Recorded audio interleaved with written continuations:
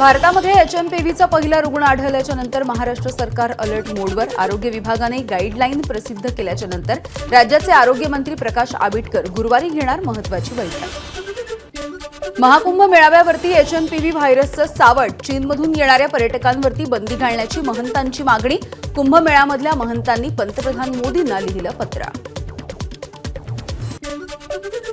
HMPV या नव्या व्हायरसचा शेअर बाजारावरती सुद्धा परिणाम. परकीय गुंतवणूकदारांकडून समभागांची विक्री.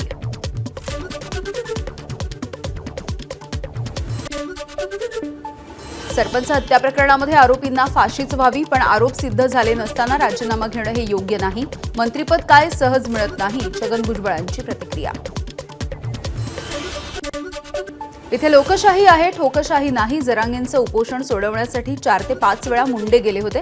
छगन भुजबळांचं वक्तव्य.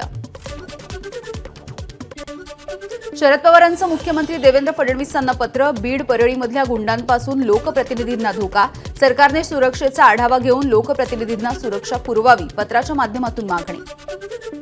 राज्यपालांच्या भेटीच्या नंतर राष्ट्रवादी शरद पवार पक्षाचे नेते शरद पवारांच्या भेटीला.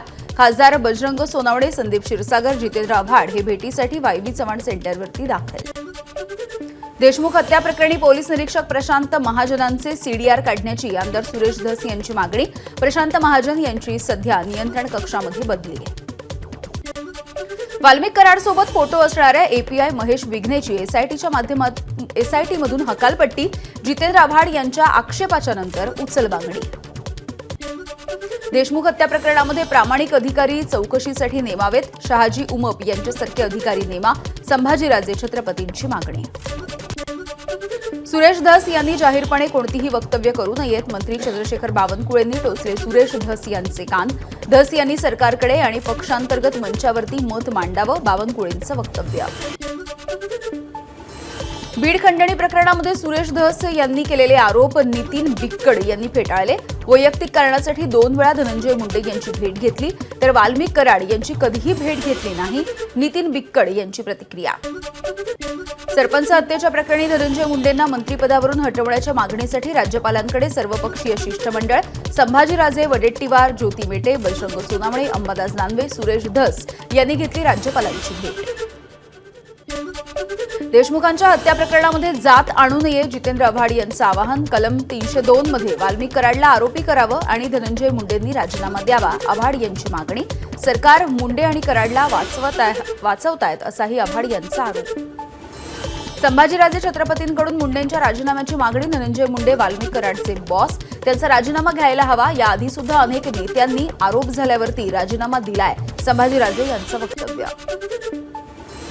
वाल्मिक कराडवरती जी कलमं लावलेली आहेत त्यामधून तो सहजपणे बाहेर पडू शकतो. खंडणीच्या ऐवजी देशमुख हत्येशी संबंधित गुन्ह्याची नोंद करावी. संभाजीराजे छत्रपतींची मागणी. खासदार बजरंग सोनावणे येत्या 2 दिवसांमध्ये केंद्रीय गृहमंत्री अमित शहा यांची भेट घेणार. भेट घेऊन सध्याची परिस्थिती शहांच्या समोर सोनावणे मांडणार. अंजली दमानिया आज घेणार मुख्यमंत्री देवेंद्र फडणवीसांची भेट. बीड हत्या प्रकरणामुळे दमानिया यांना धमक्याचे फोन सुरू असल्यामुळे भेट घेणार. पोलीस महासंचालक रश्मी शुक्ला यांची सुद्धा भेट घेतली जाईल. जरांगेंच्या विरोधामध्ये अंबाजोगाईमध्ये सुद्धा अदाखलपत्र गुन्हा दाखल. जरांगेंनी परभणीमध्ये धनंजय मुंडेंच्या विरोधात चिथावणीखोर वक्तव्य केल्याप्रकरणी 24 तासांमध्ये 3रा गुन्हा दाखल. ठाणे जिल्हाधिकारी कार्यालयाच्या बाहेर वंजारी समाज आणि मुंडे समर्थकांची घोषणाबाजी. मंत्री धनंजय मुंडेंवरती आरोप करणाऱ्या मनोज जरांगे आणि अंजली दमानिया यांच्या विरोधामध्ये गुन्हा दाखल करण्याची मागणी. परभणीमधील सोमनाथ सूर्यवंशी प्रकरणामध्ये पोलीस अधिकाऱ्यांवरती तात्काळ कारवाई करून न्याय द्यावा. सचिन खरात यांची मागणी. अन्यथा 2 दिवसांच्या नंतर तीव्र आंदोलन करू. खरात यांचा इशारा. परभणीमधील सोमनाथ सूर्यवंशी यांच्या हत्येच्या निषेधार्थ बीडमध्ये संविधान बचाव जन आक्रोश मोर्चा. हत्येसाठी जबाबदार पोलिसांवरती गुन्हे दाखल करा. बाबासाहेबांचा अपमान करणाऱ्या अमित शहांची मंत्रिमंडळामधून हकालपट्टी करा अशी मागणी. नागपूरमध्ये एनआयटीमधील भ्रष्टाचाराच्या विरोधामध्ये काँग्रेसचं आंदोलन. काँग्रेसचे नेते बंटी शेळके यांच्या नेतृत्वाखाली आंदोलन. एबीपी माझा, उघडा डोळे बघा नीट.